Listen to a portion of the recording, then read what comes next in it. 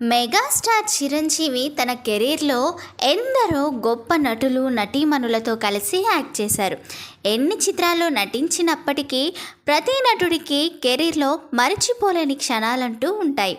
అలాంటి అరుదైన అనుభవం చిరంజీవి గారికి కెరీర్ బిగినింగ్లోనే ఎదురైందంట. చిరంజీవి తొలిసారి కెమెరా ఫేస్ చేసిన చిత్రం పునాదిరాలు. ఈ చిత్రంలో చిరంజీవి చిన్న పాత్రలో యాక్ట్ చేశారు. మెగాస్టార్కి టాలీవుడ్లో అదే తొలి అవకాశం.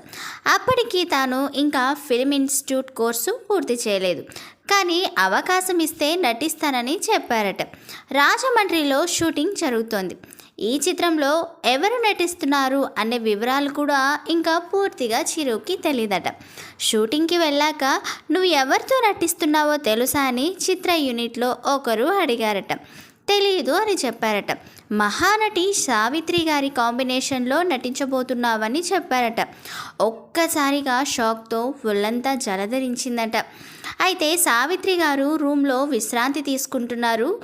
సావిత్రి గారు రాగానే పరిచయం చేస్తానని అక్కడి నుండి తీసుకెళ్లారట. ఎంతగానో అభిమానించే సావిత్రి గారిని ఒక్కసారిగా చూడగానే చిరుకి నోటి నుంచి మాట రాలేదు. నీ పేరేంటి బాబు అని సావిత్రి గారు అడిగారట. మహానటి గారు అలా అడగగానే తడబడుతూ భయం వేసిందట. అప్పటి వరకు తన పేరు కొణిదెల శివశంకర వరప్రసాద్, కానీ సినిమా కోసం చిరంజీవి అని మార్చుకున్నా అని గుర్తు చేసుకొని కాస్త ధైర్యం తెచ్చుకొని చిరంజీవి అని చెప్పారట. అయితే వెంటనే సావిత్రి గారు శుభం, గాడ్ బ్లెస్ యూ అని దీవించారట. ఆ విధంగా సావిత్రి గారితో తొలి సంభాషణ ముగిసింది. ఇక షూటింగ్ జరుగుతున్న సమయంలో మధ్యలో వర్షం కురిసిందట. యాక్టర్స్ అందరూ కలిసి ఒకచోట కూర్చున్నారు. అందరికీ బోరు కొడుతోంది. చిత్ర యూనిట్లో ఒకరు, మీకు తెలుసా సావిత్రి గారు, చిరు చాలా బాగా డ్యాన్స్ చేస్తాడని చెప్పుకొచ్చారట. టైంపాస్ కోసం డ్యాన్స్ చేయమని అందరూ అడిగారట.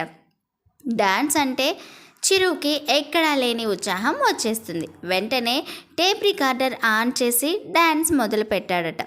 సావిత్రి గారు కూడా చూస్తున్నారు. వర్షం పడుతుండటంతో మధ్యలో కాలు జరిగింది, కింద పడ్డాడు. కానీ దానిని కూడా డ్యాన్స్ లాగా కవర్ చేశాడట.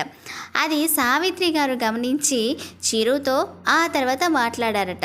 నువ్వు నాకు బాగా నచ్చావయ్యా, మంచి ఆర్టిస్ట్ అవుతావు, కింద పడ్డా కూడా తగ్గకుండా డ్యాన్స్ చేసావు, ఆ లక్షణం నాకు నచ్చిందని చెప్పుకొచ్చారట మహానటి సావిత్రి గారు. అలా సావిత్రి గారి నోట చలువ ఏమో కానీ ఈరోజు ఇంతటి వాడినయ్యాను అంటూ చిరంజీవి గారు గుర్తు చేసుకున్నారు. సో ఫ్రెండ్స్, విన్నారు కదా, మీకు నచ్చిందనే అనుకుంటున్నా. మరొకసారి మర్చిపోయి ఉంటే మన విశ్వ రివ్యూస్ ఛానల్ని సబ్స్క్రైబ్ చేసుకొని లైక్ చేసి షేర్ చేసి కమెంట్ చేయండి ప్లీజ్.